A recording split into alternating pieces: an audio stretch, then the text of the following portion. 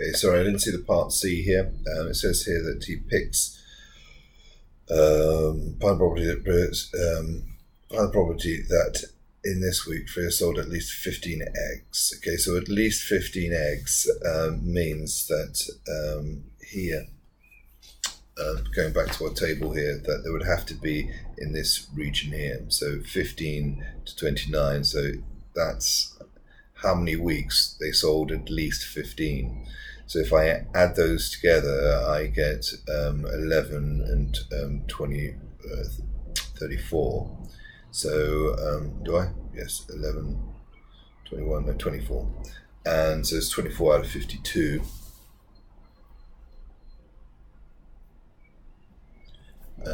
Which I can either leave as a fraction or I can leave it as a decimal.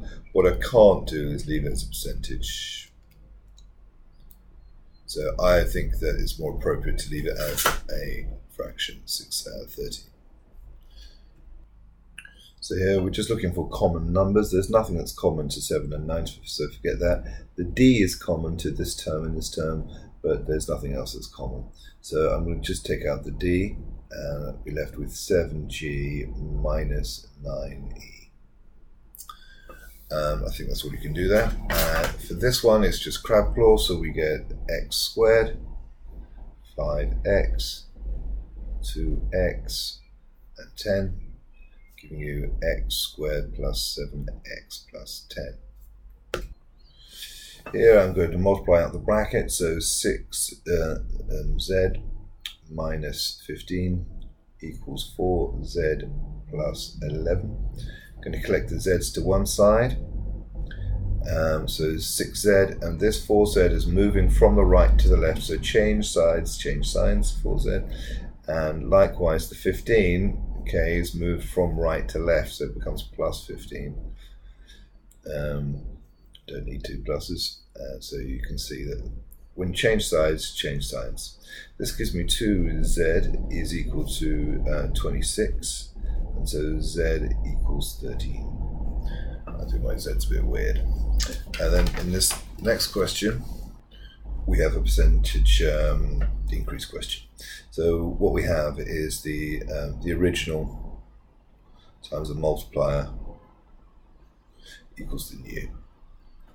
And this time, see, we know the original, it was 87.3 times by some multiple, call it m, and that's some new price here. And so to get m by itself, I'm going to divide both sides by 87.3, which gives us 133.3, 87.3. I'm not expecting a nice number because it tells me I've got to round it to 3 sig fig. So let us do, on my calculator, just doing 133.3 divided by 87.3, and I get the decimal. M is equal to 1.5269. So before I go any further, just quickly remind you, if you want to increase something by 2%, you'd multiply by 1.02. If you wanted to increase something by 23%, you'd multiply by 1.23. If you wanted to decrease something by 2%, you multiply by 0.898.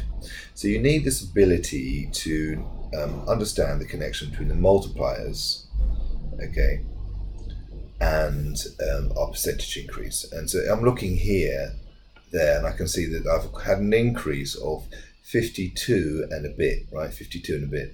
And so this is actually an increase of, to 3 sig fig, okay, 52.7, okay, 52.7 to 3 sig fig. So I'm rounding that up.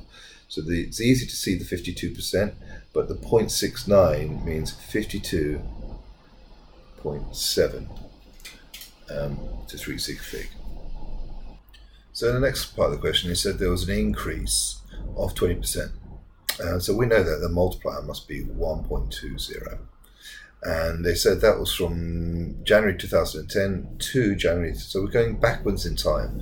So from the table previously, it says that the price in January 2012 is 133.3. So what we've got here is that the new price, the 133.3, represents the new 2012 price, okay, plus times by a multiplier, which is 1.20, and we just don't know what it was in these. I'm going to put the original here, and this is the multiplier, and that is 2010. So that's what we're trying to work out.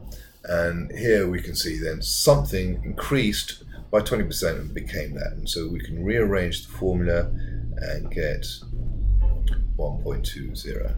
And notice it's decimal places this time, not three significant figures. So they're testing on rounding. So 133.3 divided by 1.20 gives us 111.083. 111.083. X is equal to, and so first decimal place, second, that's big. Okay, so I'm going to put my answer down as 111.1 to 1 dp.